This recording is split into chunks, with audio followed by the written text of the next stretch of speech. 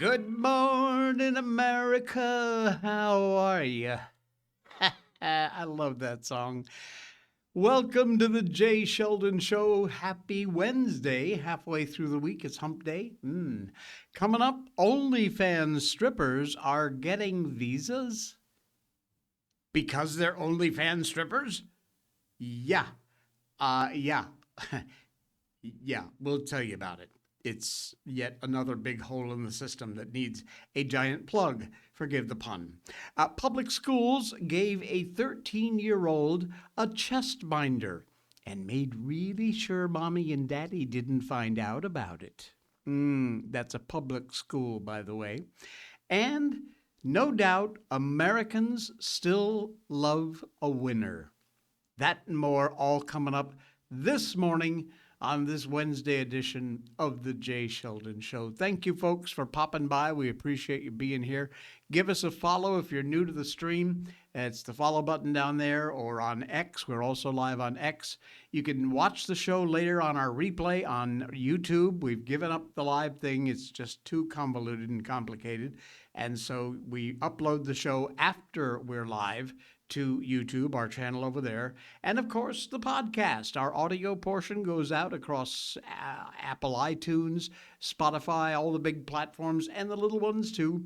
We even have an audience for our podcast in India. So hello and a shout out, tip of the hat to all of our Indian listeners to the podcast over there. We appreciate that.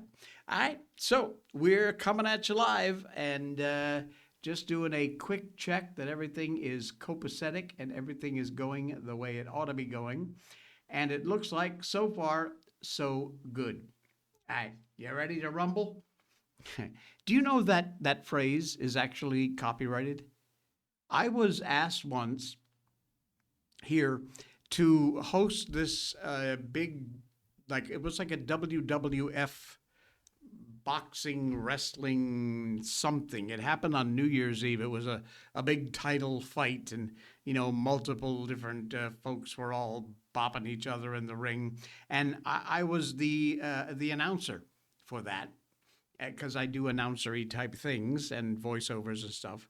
And so I was actually told, because I was going to say, let's get ready to rumble, and it turns out you can't say that publicly in a performance. It's been copyrighted. Yeah, unbelievable. It's actually copyrighted. All right, where are we here? Are we okay? We doing all right on the live stream? How's that look over there? I guess it looks okay. See how? I don't know. It's getting to the point where I'm going to just start giving up on this stuff. Seriously, we'll just pre-record every show and just upload them. I don't want to do that because then we don't get to interact with you folks in the live chat. But it's going to come down to that one of these days, I swear.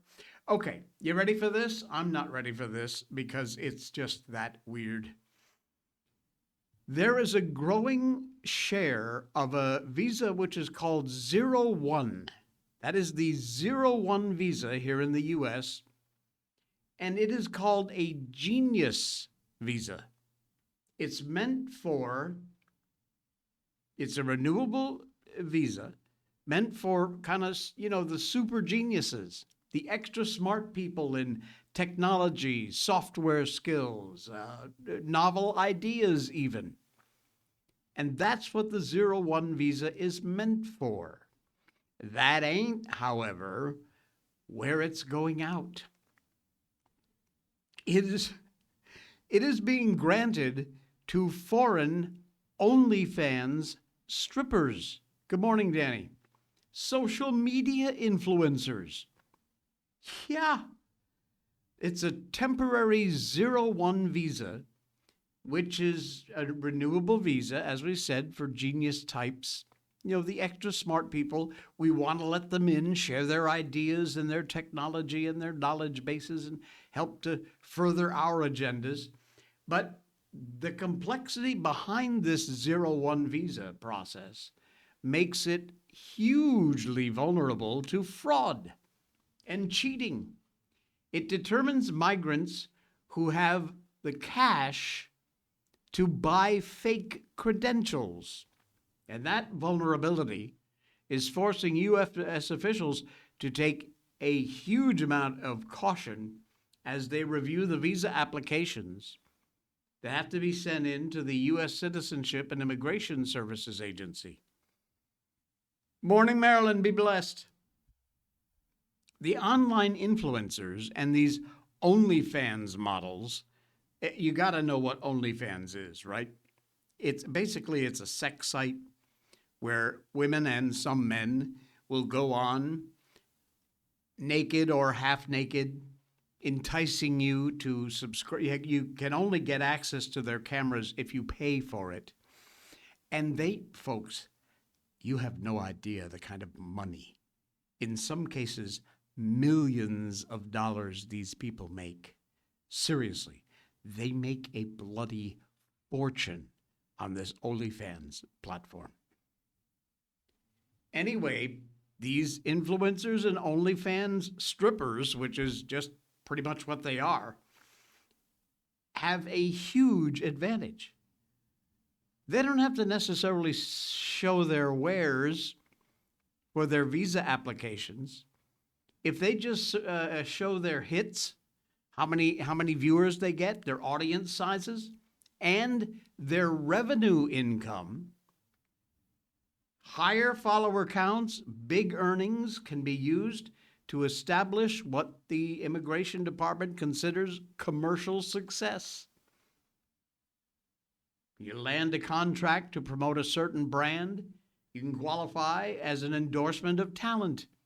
Be featured at a store opening could be considered starring in a distinguished production. Fiona McKentry, founding partner of the McKentry Law Group, says if you think about how many people are on social media every day and how few people actually make a living from it, it's really a skill. And let me tell you, I can be the first in line to testify to that. We do not make money around here. In fact, I make an extremely small amount of money. In fact, none of it, I can say I make money. We don't turn a profit. What little bit we get from you making purchases at our sponsors, Blackout Coffee, Patriot Mobile, all those great folks in our sponsors list in the show notes, that's pretty much what we get. We make a very small amount of money from Rumble for views. I don't even think I've reached the threshold to get paid yet, and it's been a number of years. I mean, we just don't have the numbers. You know that. We're just a small group of folks that get together 5 days a week and have a chit-chat. Some of these people, however, through the roof, and that they consider to be making a living. And, you know, it's a skill. There's no doubt about that.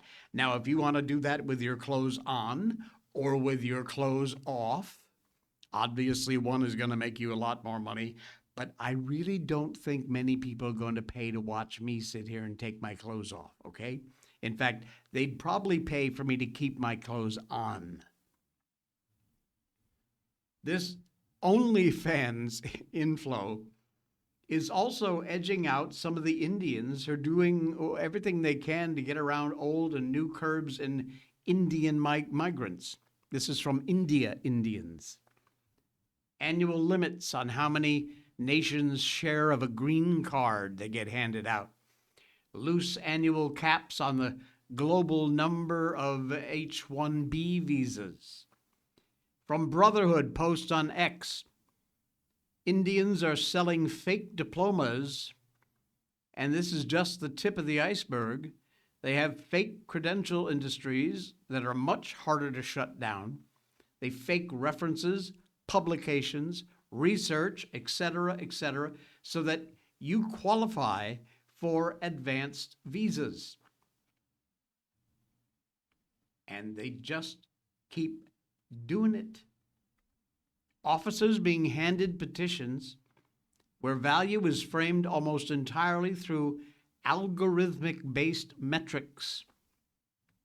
The founder of Abachi Law in New York, Shervin Abachi, Once that becomes normalized, the system moves forward in treating artistic merit like a scoreboard. We have scenarios where people who should never have been approved are getting approved for 0-1 visas. Immigration lawyer Protima Dariani told the newspaper her client base includes artists with rather unclear measures of success, like an Italian sculptor Paola Pivi. This is one of Paola Pivi's great pieces of art. Yeah, she got a 0-1 visa for that talent. They're handing them out, folks. They're absolutely handing them out. As unbelievable as it seems.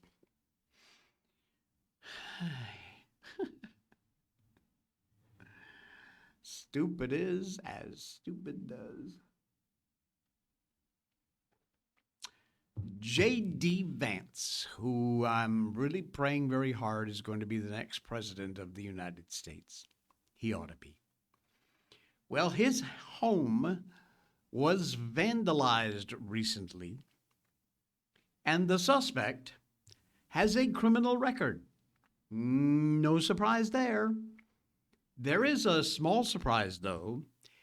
He is demanding that law enforcement call him Julia. Here we freaking go again. There's Julia on your screen. That's what he wants to be called. 26-year-old man suspect in custody in the vandalization of Vice President J.D. Vance's Cincinnati home Monday, just 2 days ago, demanded law enforcement call him Julia, has a prior criminal record, and, ding, ding, ding, mental health issues.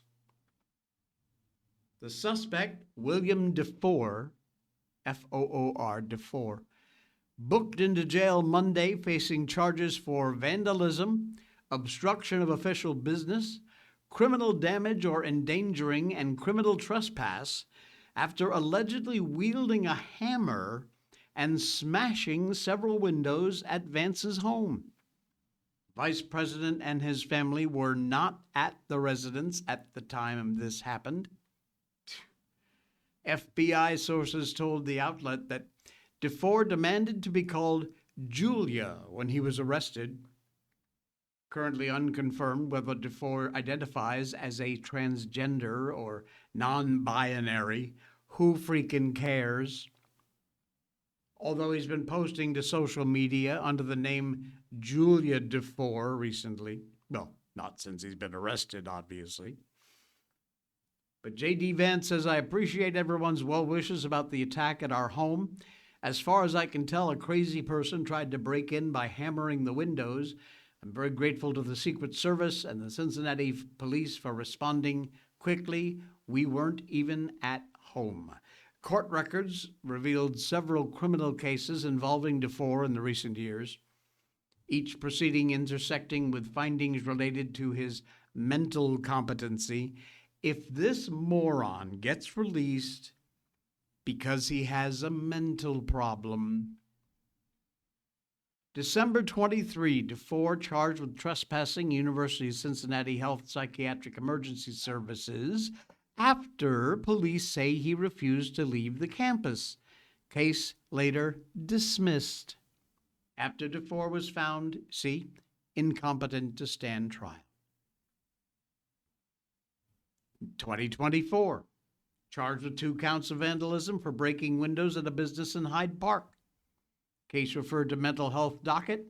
Court ordered treatment instead of a criminal conviction.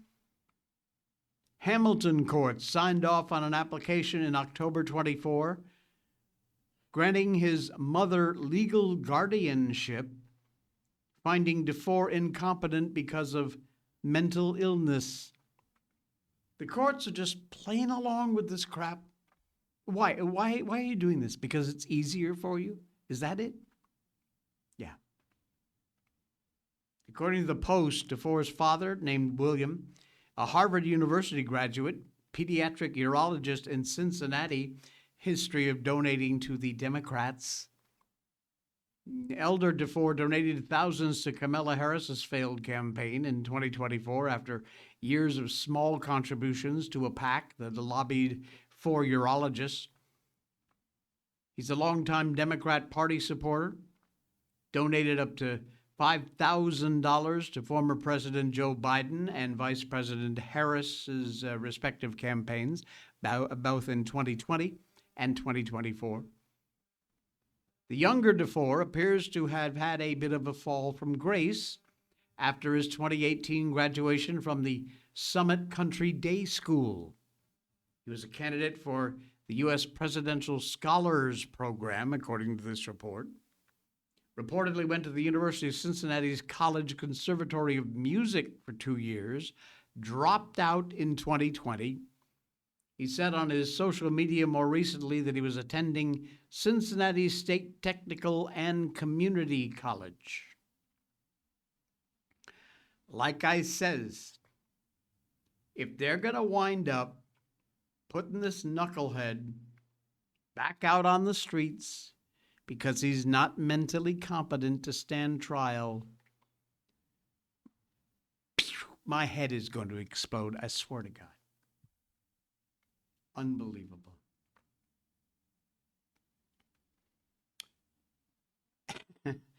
Did you see the latest from Mandami and his tenant director? Oh, it's a gem. Yeah. New Yorkers, it says here, got a shock, but honestly, you know what, idiots? You voted for it, so now you're going to get it good and hard. New Yorkers apparently shocked. Oh my, clutch my pearls. Footage goes viral of the New York City Mayor Mamdani's tenant director saying that white people will be heavily impacted after they transition property as an individual to a collective good. Listen to this crap. Hang on. Apparently, we've got to go here and see if it's going to work. It's not. So what's the problem? Huh?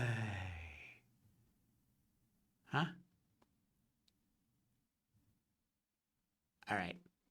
I think we got it. Let's try it again. What the hell? Are you kidding me? It's not. It's just not going to work. Seriously? One more time? Nope. Unbelievable. Absolutely unbelievable. I have no idea what's going on. A one-man show, folks. No, it's not going to work.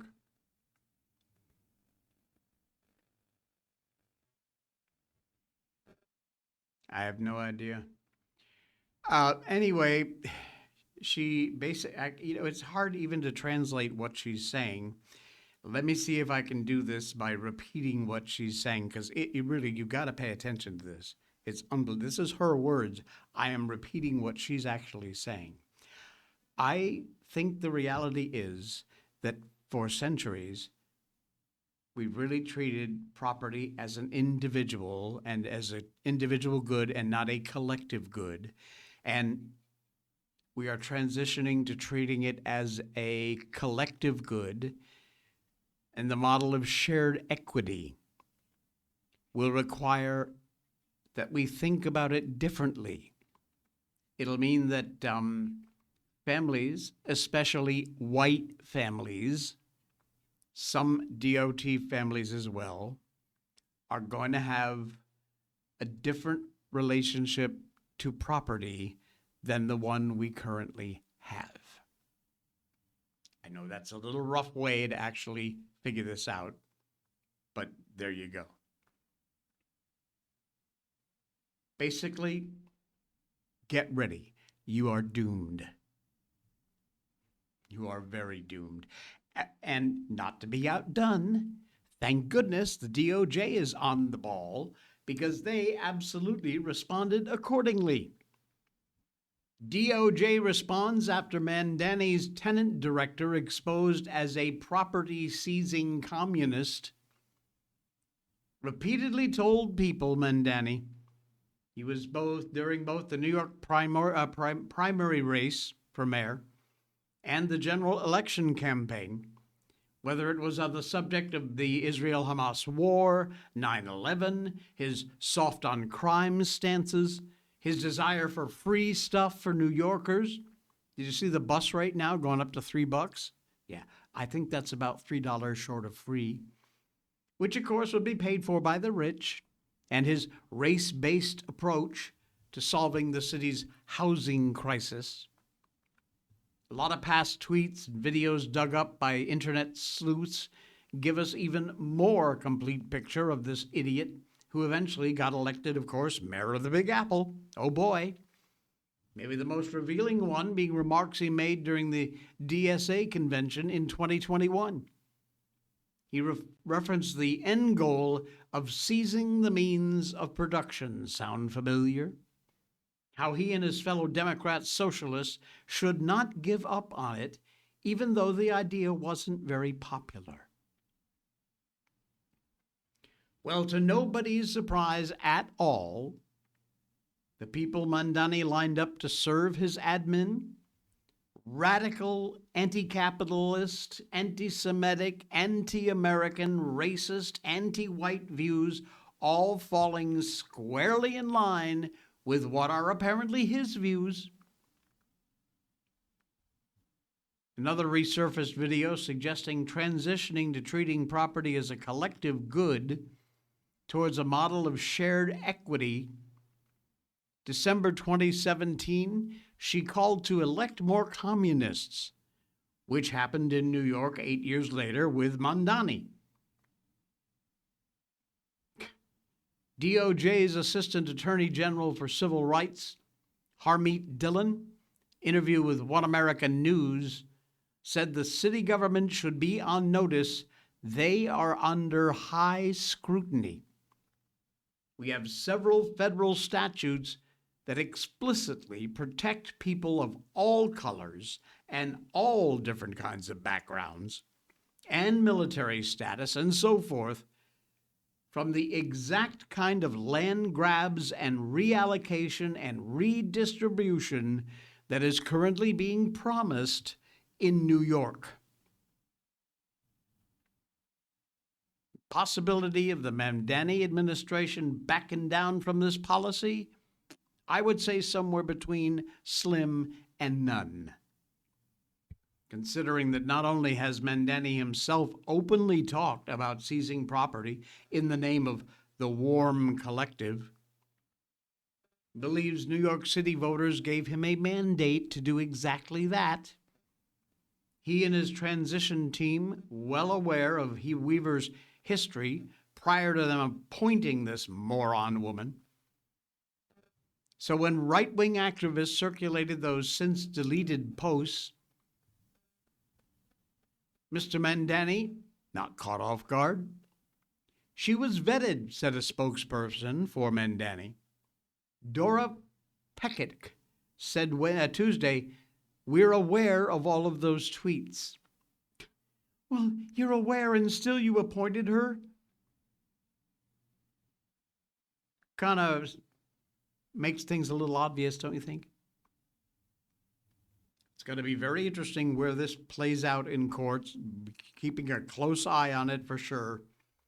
And we will find out which end is up, but it ain't looking very good, that's for damn sure.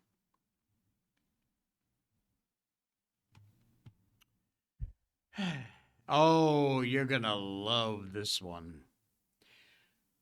But before we do that, let's talk to you about one of our favorite sponsors. And that, of course, is Blackout Coffee. Look, I told you they've always got amazing deals and sales going on. Look at this. 48-hour sale, 15% off one of their boxes, 20% off 2 boxes, 25% off 3 boxes, and 30% off 4 boxes or more. Blackout, look at that deal. Premium instant coffee. And trust me, the instant, I got a box here, it's just as, well, okay, let's be honest. Nothing is ever as good as actually fresh ground beans. But I would say of all the instant coffees I've tried, seriously, this is the best. It is so close to their actual fresh ground beans and ground roasts. Absolutely amazing. Yes, they do pods. They've got all kinds of pods here, single-serve pods. They've got some of your favorite and most popular roasts now available being ground. You can have them ground for you. No more excuses. Brutal Awakening, Morning Reaper. Look at this. All of these. See? Ground, coarse ground, covert, pitch black espresso. That's my favorite right there. Check them out. Pick yourself up a bag. Just give it a try. Try one bag. That's all I'm asking, because you'll be back for more. I absolutely guarantee it. When you head over there, use the link down in our show notes. I think it's the second link after Patriot Mobile. You'll see Blackout Coffee. Use that link so we get credit for your visit. We appreciate that. And if you're a first-time customer, use the code J20, JAY20. That will get you 20% off your first order at Blackout Coffee. And if you want to pick up an extra box or 2 of their instant, I strongly recommend it. It's really, really good stuff and available. You just want to boil some water and pour it in and off you go. Try it. Fantastic. It's a 48-hour sale, so make sure that you get it in gear and order that stuff up today at Blackout Coffee. Got it right here, my pitch black espresso. Could not get through the day without it. All right. Are you ready for this one? This is insane. A public school. Keep that in mind because that's important. This is a public school. Has given a 13-year-old a chest binder. And what did they tell the child?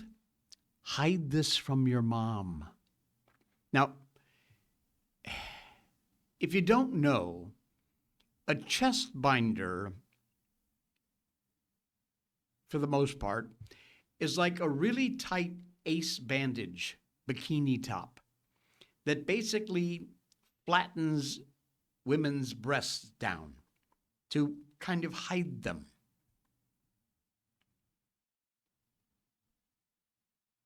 There is a moment in every cultural debate where you realize that it's no longer about policy, it's no longer about compassion. Bottom line is, what it's really about is power. Power. And the case out of Maine is exactly one of these moments. A mom found out by accident that her 13-year-old daughter had been quietly ushered into a gender transition by a public school employee without a single phone call to her. Nobody called home, no meeting, no consent, no warnings, just secrets. We'll keep this between you and me. Well, now that mother is asking the Supreme Court of the United States to decide a question that frankly should never have been brought up for debate in the first place. Do parents still have a right to know what public schools are doing with their children? You're damned right they do. Why is that even a question? It should be obvious to absolutely anybody. Apparently, not so much anymore. December 2022, Amber Levine, doing what parents do, cleaning out her child's room, and that's when she found a chest binder, which is an item used to flatten a girl's chest to appear male. She hadn't bought it. Her daughter had not told her about it. The binder came from a social worker at Great Salt Bay Community School. According to reporting from the Main Wire, school staff had begun using a different name and pronouns for Levine's daughter. Worse, the social worker reportedly told the child that none of this had to be shared with her mom. It would remain their little secret. When Levine confronted the school officials, she was told nothing improper had occurred. District claimed it was merely providing a safe and welcoming, inclusive educational environment. In compliance, they said, with state law. In other words, loosely translated, we decided we know better than you. So she sued, argued her constitutional rights as a parent had been violated. Obviously, yes, in fact, they had. She didn't ask for money, so that wasn't a case of just going for the gold. What she was asking for in her lawsuit was accountability.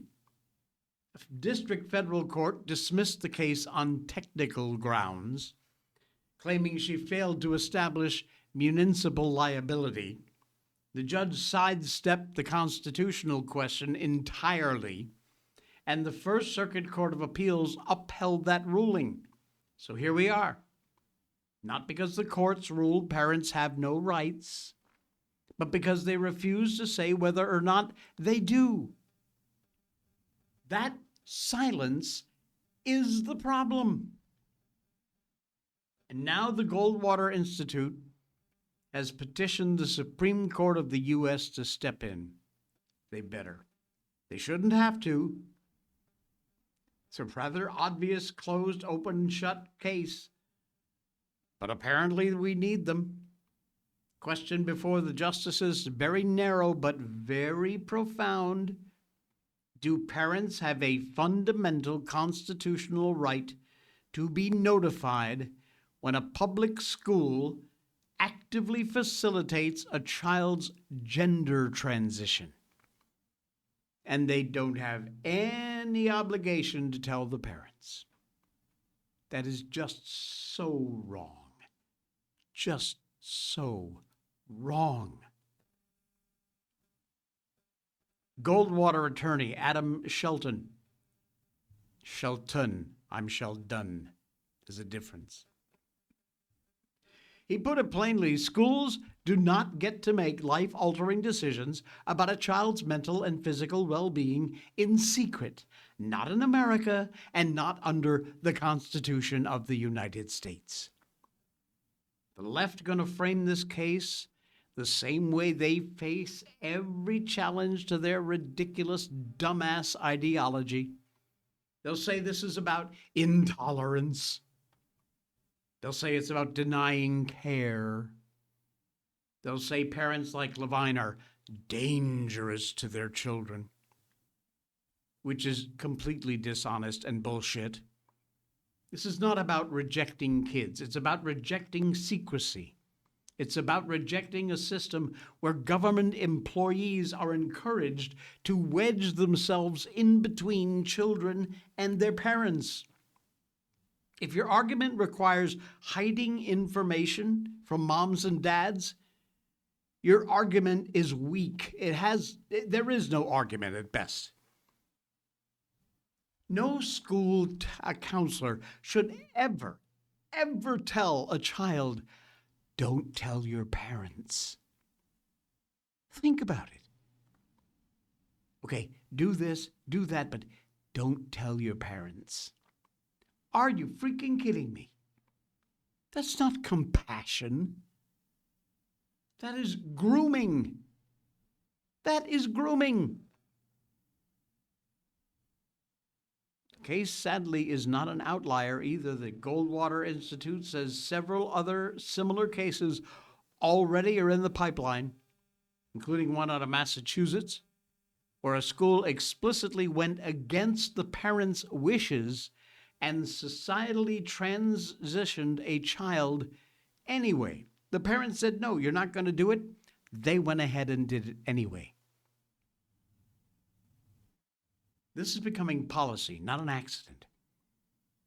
Public schools increasingly operating under the assumption that parents, oh, they're just simply some obstacle. We just have to manage them, that's all. They're not partners, deserve to be respected. Bureaucrats invoke privacy rights for minors while they sit there and strip parents of the very rights the Constitution presumes they have. They do have. You school districts have no say and no standing in between a parent and their child.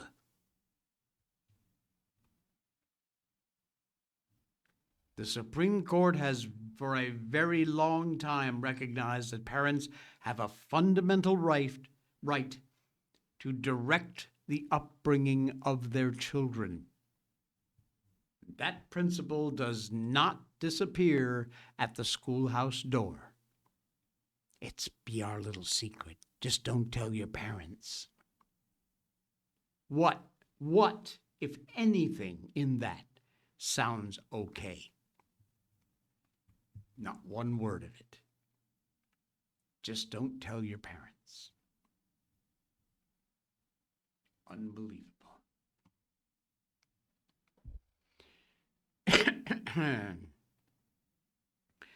We do not cover sports on this show because I frankly don't have any use for sports. I know some of our audience loves sports. They've got their favorite teams. They watch their favorite games. Danny, yourself included, I know. The reason I don't cover sports is because I don't know crap about sports. When I was a kid, I'd had nothing to do with sports of any kind. I was the nerdy kid who was in the music department and the drama department. I played in the school band and the chorus and all that stuff. I was the artsy-fartsy kid. Certainly not the sportsman. So I never had an interest. So we never cover sports or much of anything having to do with sports on this show. But now and again, something comes up that involves sports, and we talk about it, like this. After making a whole bunch of money on America 250, this being our 250th anniversary, the NFL is apparently just going to go right back to hating the USA. Case in point, any patriotism on display by the NFL over the next few months is going to be at best a bait and switch. As of January 3rd, National Football League is on all-out high, mighty, posting, flying, screaming, waving the flag, yay, America. Yeah, you heard that right. The professional football organization that spent the last decade courting, promoting un-American ideas and people is finally embracing the best country in the world. Well, maybe. If you tuned into any NFL games this past week 18, you probably noticed some more red, white, and blue than normal. It wasn't just the New England Patriots walloping the Miami Dolphins. The American flags, Patriot fanfare kicked off week 18 of the NFL season, all part of the league's partnership with the commission designated to commemorate the 250th anniversary of the signing of the Declaration of Independence. For the next few months, the NFL plans to promote this national milestone during playoff games, Super Bowl, what is that? What is LX? 30? 40? I don't know. Anyway, 2026 NFL Draft also going to be there with America 250, spray-painted sidelines, decorated balls, coin tosses. The NFL teams that'll make the playoffs going to be decked out in America 250 gear. Fans will have a chance to purchase pro-American professional football apparel as well. According to the NFL commissioner, Roger Goodell, the league not only proud to participate in celebrating America's 250th anniversary, but excited to honor our country's history and celebrate our collective future. The story of the NFL reflects the story of America, he says, and the American spirit of resilience, innovation, teamwork that's helped football grow into a cultural pastime that unites all of us. This was in November of 2025 in his statement. Now, the league's, I'll be the first to admit, the league's opening tribute to the 250th year in the form of God Bless America and 2 field covering flags. It was a nice way to kick off 2026. It really was. The NFL should be proud and excited to celebrate the nation's semi-quincentennial. But it's difficult not to wonder about exactly how authentic this observance is. Their commitment on its face appears to be a noble embrace of the nation's founding, appeal to many of the red-blooded Americans who make up the league's audience. In light of this league's track record, the America 250 collaboration comes along as a bit of a shock. Trying to feign loyalty to a country the league spent many, many years trying to undermine. The most popular football organization wants you to believe that it has a storied history of amplifying milestone moments in our nation's history, end quote, including participating in the 200th anniversary and a year-round commitment to honoring the U.S. military. But over the last decade, the NFL, under Goodell's leadership, has devoted countless resources, screen time, to tearing down the land that I love. This slippage became very noticeable as early as 2016. Instead of outright condemning Colin Kaepernick's refusal to stand for the national anthem stunt, the league highlighted the San Francisco 49ers quarterback's race-based grumbles in an interview. Kaepernick told the NFL media, "I'm not going to stand up to show pride in a flag for a country that oppresses black people and people of color. To me, this is bigger than football." The NFL claimed at the time that players were encouraged but not required to stand during the playing of the national anthem. By the fall of 2020's kickoff, the NFL fully bent the knee to the left's race-based agenda, mandating Black Lives Matter euphemisms like end racism and it takes all of us to be emblazoned on teams' end zones, as well as incorporating them into all the broadcasts across the league, club platforms. They introduced also the divisive transition of the segregated national anthems, the Star-Spangled Banner, and some dumbass, ridiculous song they call the Black National Anthem. It ain't, it doesn't exist. Shut up and sit down. So they're going to jump into this 250th anniversary. They're going to make all the money they can, and then they're quietly just going to go back to dishing the whole country. Because it's what they do.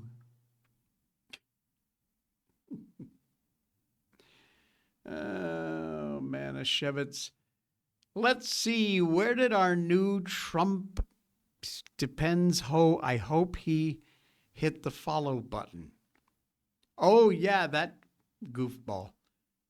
Keyboard is glitching out. I guess so. Our new friend Trump wears Depends. I hope he hit the follow button. Yeah, I don't know. I haven't seen him in the chat recently. Maybe he just got mad because we wouldn't pay him enough good attention or argue with him. I told him he was welcome. You're still welcome if you're out there. Join us. We're live Monday through Friday on Rumble and X. This is a rather weird one. Disney World. The sixth body. Number 6. 1, 2, 3, 4, 5, 6. Sixth body found at Disney World in less than 3 months. What the hell? A sixth person has died at Disney World in less than 3 months. That body found one day after New Year's Day, with the discovery coming after a series of deaths that have been plaguing the, quote, most magical place on earth. Police say the body was found around 9 p.m. Friday night in Disney Springs, a shopping center on the Walt Disney World property in Florida. Deputies responded to the Disney Springs Orange Garage on East Buena Vista Avenue, discovered a man who was deceased. Incident being investigated as a possible suicide, the sheriff's office noted. We have no additional information to release and no further updates this weekend. Bing, bang, boom, put a lid on it. Friday's Disney World dead body discovery, the first of 2026. It is the sixth death to have happened at the amusement park just since last October, folks. What the hell? October 14th, 31-year-old Illinois resident, Summer Equitz, found dead from an apparent suicide at the Disney World Contemporary Resort. October 21st, man in his 60s suffered a medical episode.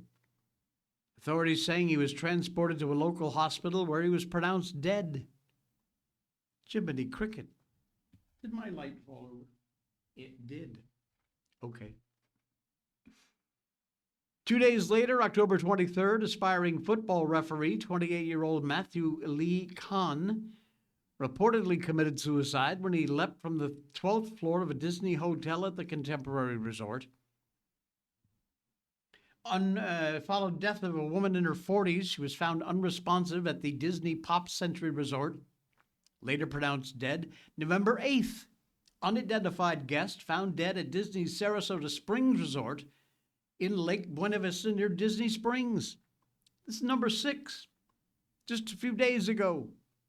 What the hell is going on, Disney? Not a good look.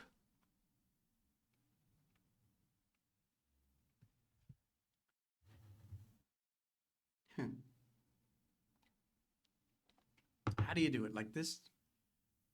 YM's young man. Ba, ba, ba. You like this? I like it when Trump does it. But apparently, his wife isn't all that happy.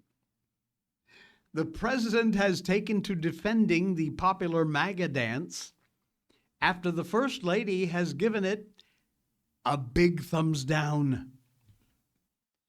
Trump, famous for a lot of things, but one habit has buried its little self deep into our pop culture.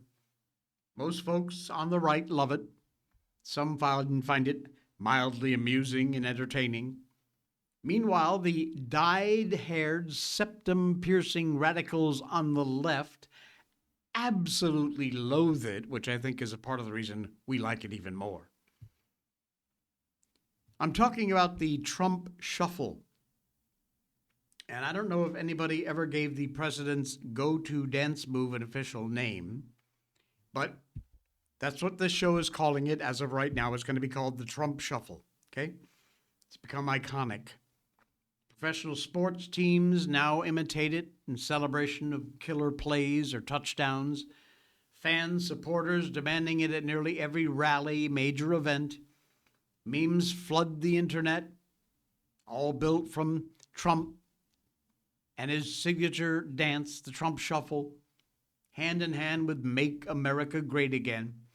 But one person very close to the president apparently doesn't seem to enjoy the Trump shuffle very much, and that would be the First Lady. Yeah. Apparently, Melania hates it when her husband busts a move, even though supporters love watching the man cut loose. Tuesday, the president addressed House Republicans on a wide range of topics when somehow this signature dance came up, the Trump shuffle. I don't know what you're thinking in what possible context would the Trump shuffle come up during an address to the House Republicans, but believe it or not, it happened. Lawmakers discussing Venezuelan dictator Nicolas Maduro, recently captured by the admin, of course, who attempted his own version of the dance. Trump said, according to the Post, he gets up there and he tries to imitate my dance a little, but he's a violent guy. He's killed millions of people. He's tortured. They have a torture chamber on the middle of Caracas that they're closing up. And the Trump shuffle resurfaced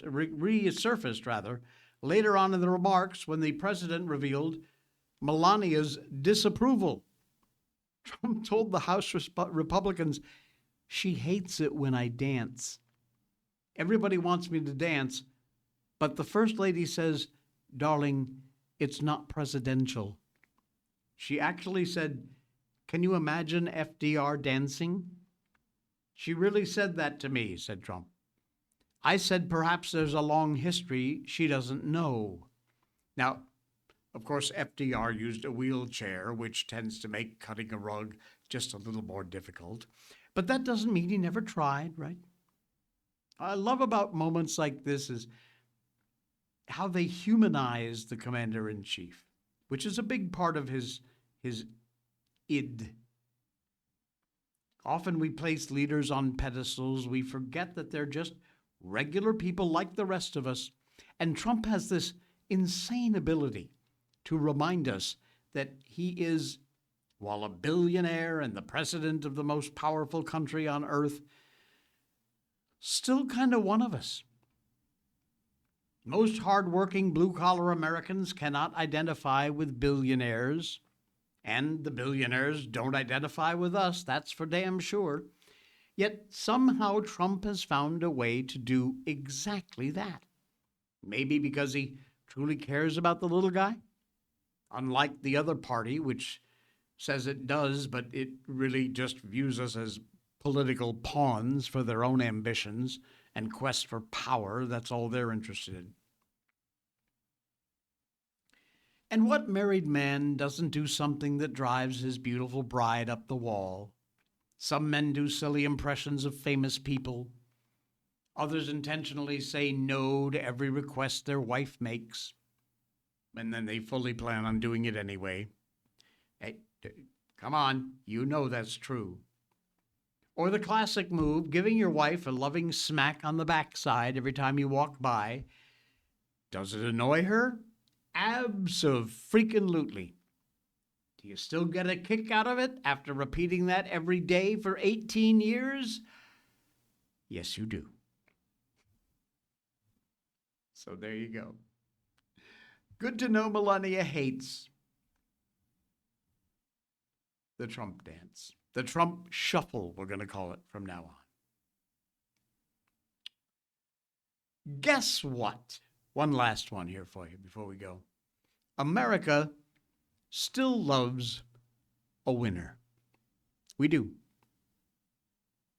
When you, here, every one of you, were kids, everybody admired the champion marble player, fastest runner, toughest boxer, the big league ball players, all-American footballers. General George Patton told men of the U.S. Third Army in 1944, Americans love a winner. Americans will not tolerate a loser. Trump told his supporters on the campaign trail in 2016, we're going to win so much you may even get tired of winning. Remember that? And you'll say, please, please, too much winning. We can't take any more. Mr. President, it's too much. And I'll say, no, it isn't. We got to keep winning. We got to win more. Well, a decade later, A decade minus 1 4-year total loser of a brain dead bag of oatmeal in the White House. Americans are still not sick of winning. Not even close. If this report from CNN, America's support for Operation Absolute Resolve, is anything to go by, CNN, really? Yeah, really. Holy crap. CNN just forced to report that support for President Trump after what he did to Maduro surged 25 points among the American public. Take a look at this. Okay, the sound's not going to work, but look at this. U.S. military ousting Maduro. Support pre-ousting 21%, now 37%. Oppose 47%, now dropped to 38%. Oh my. I don't get involved in a lot of poll stuff because I think they're just crap. I'm not even sure how much I'm going to trust this one. But when asked in a purely theoretical way about absolute resolve, if the U.S. forces should remove Nicolas Maduro from power, 21% of Americans were in favor. That was it, just 21%. Good number as far as I'm concerned, but prior to absolute resolve, our experience with removing foreign leaders ended up as ridiculous, long-term, never-ending, pointless engagements in places like Iraq and Afghanistan. And so obviously we are right to be worried about some grand plans for replacing yet another country's leadership. But absolute resolve, which looked more like an episode of SWAT, frankly. The cops go in at the end of the show, knock down the door, cuff the drug dealer, and he can flush the stash down his toilet. It's probably why CNN was forced to report that support went up 16 points. 16 points. That's huge. The operation was nothing like SWAT. In addition to the special forces and some very fancy helicopters doing some serious, daring, dangerous flying, something like 150 aircraft were involved. Did you see these reports? Including the unmatched F-22 Raptor air superiority fighter, F-35 Lightning, multi-role fighter, Navy EA-18G Growler electronic warfare fighters. Man, I haven't heard of some of these things. Not surprising. Perhaps the most impressive work was a CBS Cyber Command, coordinating with Space Command, interagency partners, and shutting off all the lights in Caracas. Among the nifty little tricks, honestly, U.S. Cybercom showed off some abilities that I was kind of wish we'd kept in our back pocket. They are that good. And we're not done in Venezuela yet, folks. Hopefully the military part is done and finished. But the support for absolute resolve might go up or down from here, depending upon the former British Prime Minister Harold Macmillan and what he is supposed to have said. Events, dear boy, events. Going to be an interesting one. Like I said, hopefully the military part of it is over, but it ain't over in Venezuela. That's for damn sure. Okay, folks, we are done. We are going to stick a fork in it for a Wednesday, and we'll see you again tomorrow for the Thursday edition. Please head down to some of our sponsors. Patriot Mobile, make the switch. Blackout Coffee, got a great sale going on over there right now. All those fantastic sponsors, check them out. Most importantly of all, hit the follow button or the subscribe button over on X. Thumbs up if you wouldn't mind. And we will seal. We'll see y'all tomorrow.